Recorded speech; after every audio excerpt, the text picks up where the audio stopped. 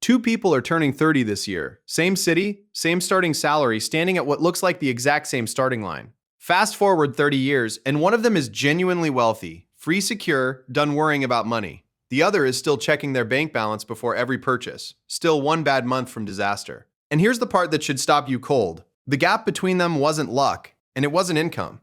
It was a series of small, specific decisions made in one single decade, their 30s, that sent their two lives spinning in completely opposite directions. Your 30s are the most important financial decade of your entire life, and almost nobody realizes it while they're living through it.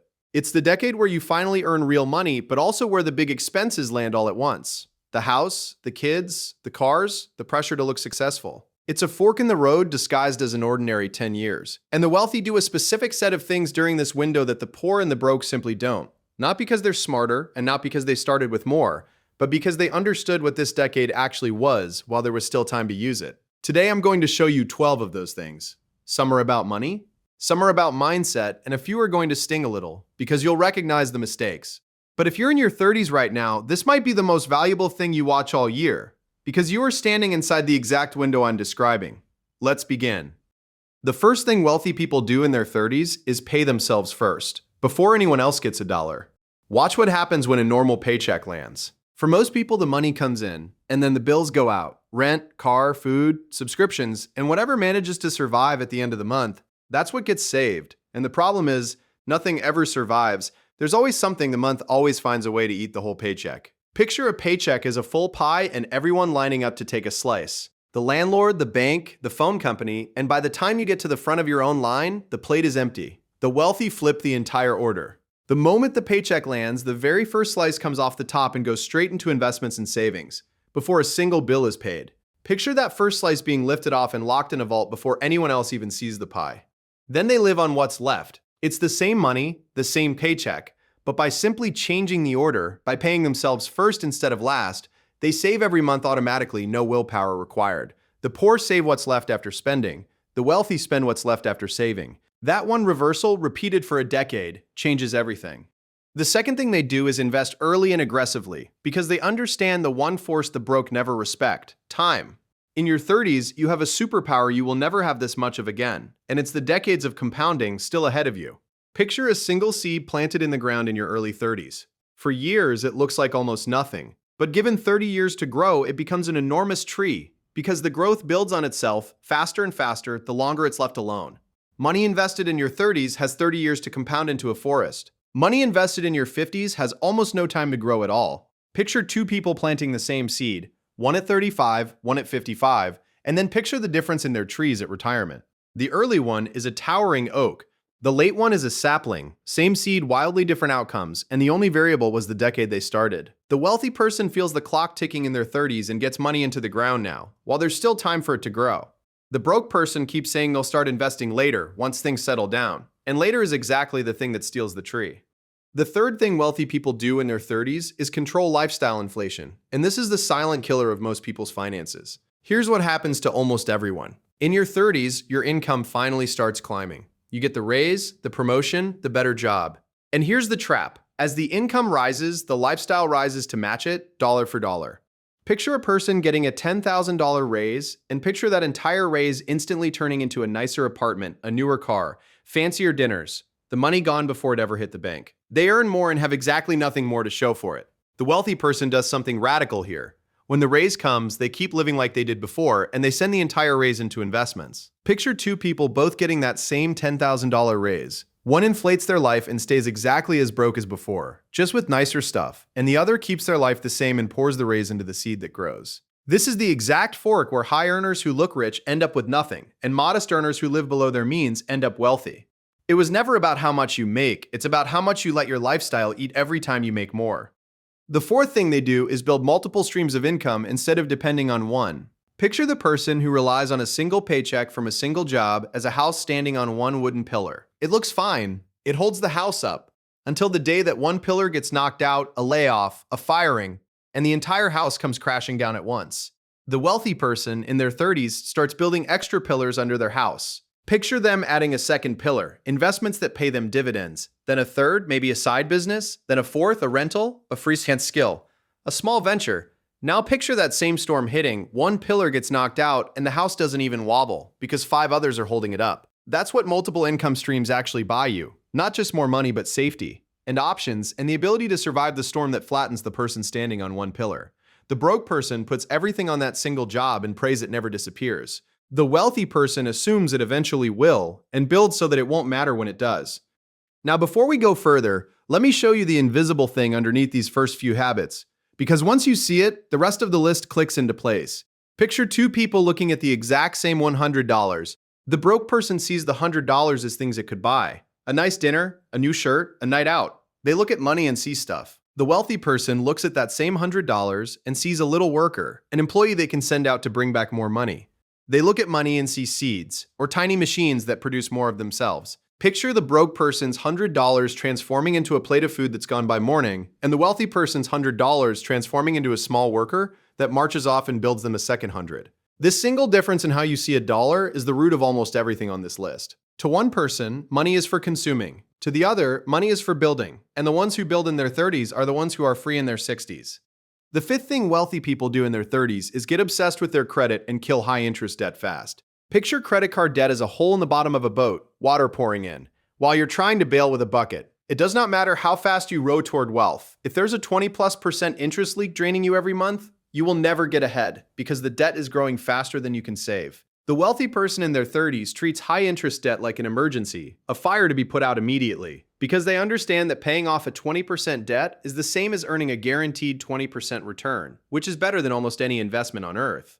Picture them patching that hole in the boat first, before anything else, and only then starting to row. Meanwhile, they build a spotless credit score and picture that score as a key that unlocks doors. Lower interest on a home, better terms on everything, tens of thousands of dollars saved over a lifetime just for being trustworthy on paper. The broke person carries the debt for years, treating the minimum payment as normal, bailing water forever. The wealthy person plugs the leak and never lets it open again. The sixth thing they do is buy assets, not liabilities, and they know the difference cold. Here is one of the most important distinctions in all of money, and most people never learn it. An asset is something that puts money into your pocket. A liability is something that takes money out. Picture two objects on a table. On the left, an asset, a share of a business, a rental property, an investment, and picture little streams of money flowing out of it and into your pocket, month after month. On the right, a liability, a financed luxury car, a boat, the giant house you can't really afford, and picture streams of money flowing out of your pocket and into it, month after month, forever. The wealthy person in their 30s spends their energy collecting the things on the left, the things that feed them. The broke person spends their energy collecting the things on the right, the things that eat them, while often believing those very things are making them rich. Picture someone proudly buying a brand new luxury car and calling it an investment while it drains money from them every single day. The wealthy buy things that pay them. The poor buy things that charge them, and in your 30s, which side of that table you build decides the rest of your life. The seventh thing wealthy people do is invest relentlessly in their own skills and knowledge. Picture your ability to earn as a machine, and picture the wealthy person in their 30s constantly upgrading that machine. Reading, learning new skills, taking courses, going to the events, finding mentors, getting better every year at something the world will pay more for. They understand that the fastest way to have more money to invest is to become more valuable, and there is almost no ceiling on that. Picture their earning power as a line climbing steadily upward through their 30s because they keep sharpening the one tool that generates all the money in the first place, themselves. The broke person, by contrast, picture them coasting the same skills at 39 as at 30, hoping for raises while giving the world no new reason to pay them more. Picture their earning line running flat for the entire decade. The wealthy treat their own mind as the single best investment they own because a skill, once learned, pays out for the rest of your life and can never be taken away. The broke stop learning the day school ends. The wealthy never stop. Now let me pause on something because this connects the whole list. Notice that almost none of these 12 things require a high income to start. Paying yourself first, controlling lifestyle inflation, killing debt, learning skills, seeing money as seeds instead of stuff. Every one of these is available to a person earning a completely ordinary paycheck. That's the secret hiding in plain sight. The wealthy habits of your 30s are not gated behind a giant salary. They're gated behind a decision, which is exactly why you find people with modest incomes who become wealthy and people with huge incomes who stay broke. The behaviors, not the paycheck, are what separate the two lives. Keep that in mind as we hit the deeper half of the list. The eighth thing wealthy people do in their 30s is protect their downside with insurance and an emergency fund. They play defense, not just offense. Everyone thinks getting wealthy is only about making money. But the wealthy know that keeping money is just as important, and one disaster can erase a decade of progress in a single afternoon. Picture a person who has built a beautiful tower of savings and investments over years, and then picture a single storm, a job loss, a medical emergency, a lawsuit, hitting a tower with no protection around it, and the whole thing collapsing. Now picture the wealthy person's tower, and picture a solid stone wall built around its base, an emergency fund of several months' expenses, the right insurance on their health, their income, their life. The same storm hits, slams into the wall, and the tower behind it doesn't even shake. Picture that wall absorbing the blow that would have flattened everything. The broke person builds no wall because a wall is boring and it doesn't feel like progress. And then one bad day wipes them out and they start over from zero. The wealthy person builds the wall first so that nothing can ever drag them back to the beginning.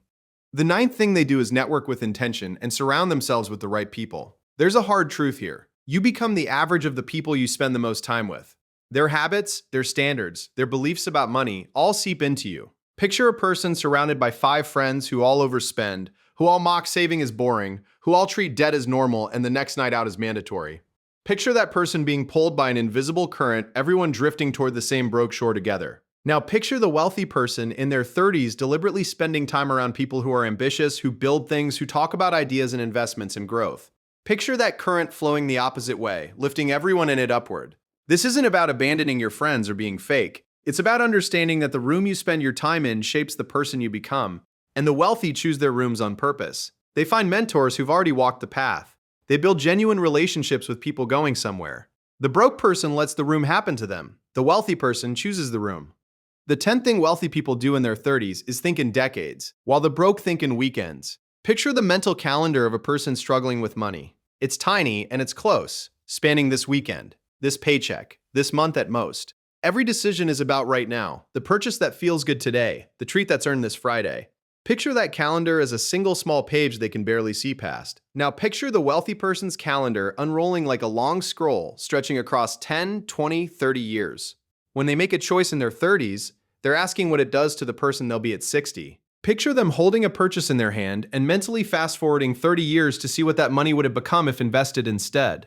And often, putting it back down. This long-term vision is the engine behind every other habit on this list. You can only pay yourself first, resist lifestyle inflation, and plant the seed if you can actually see the distant future clearly enough to care about it. The broke person is trapped in this weekend. The wealthy person lives partly in a future they're deliberately building toward, and that future pulls all their decisions in a better direction. The 11th thing they do is take calculated risks while they still can. Your 30s are a sweet spot for risk that you will never quite have again. You're old enough to recover if something doesn't work out. Picture the wealthy person in their 30s starting the business, making the bold investment, taking the leap toward a bigger opportunity. Not reckless gambling, but smart calculated risks where the potential reward dwarfs the downside.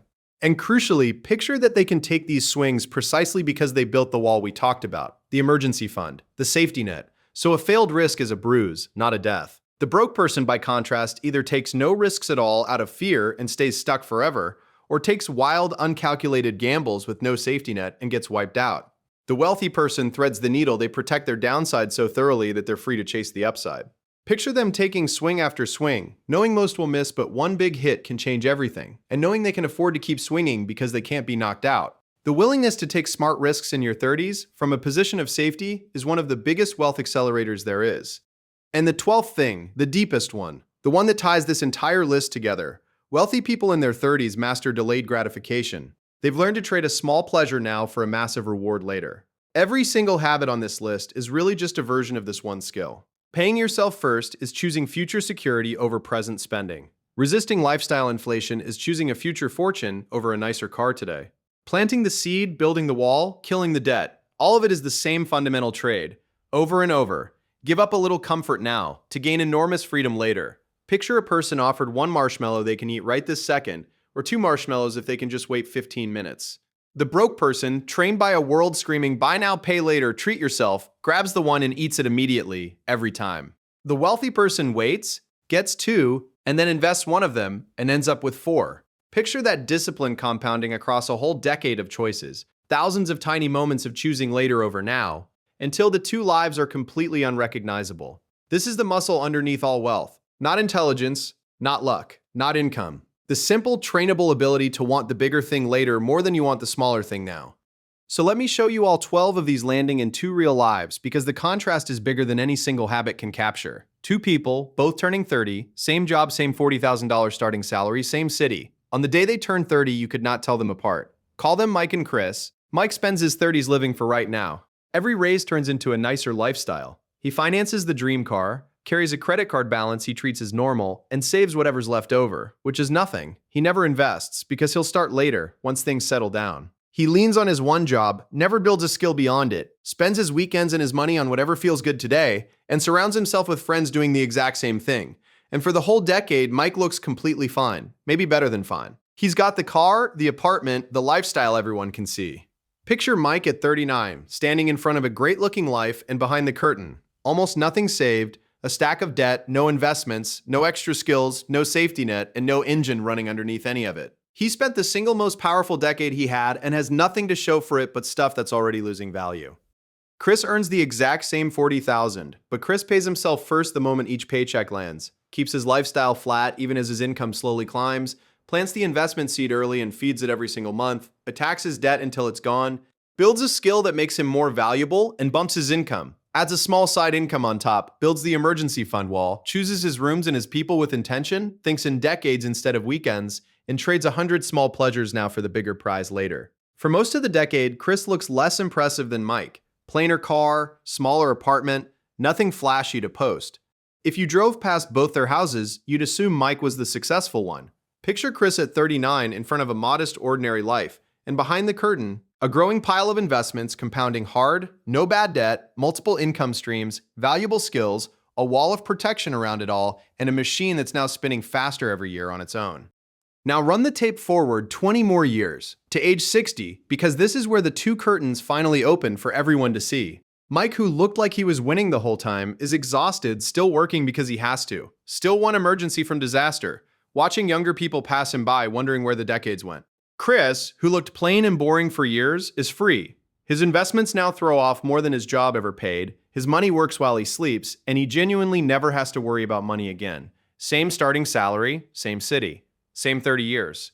One decade of different decisions in their 30s, and the two men who were once impossible to tell apart now live in completely different worlds. And here's the part that should light a fire under you. The only reason it went that way was the choices Chris made in a 10-year window that Mike wasted looking successful. So let me leave you with the one idea to carry out of all 12 of these, because it's more hopeful than it might feel.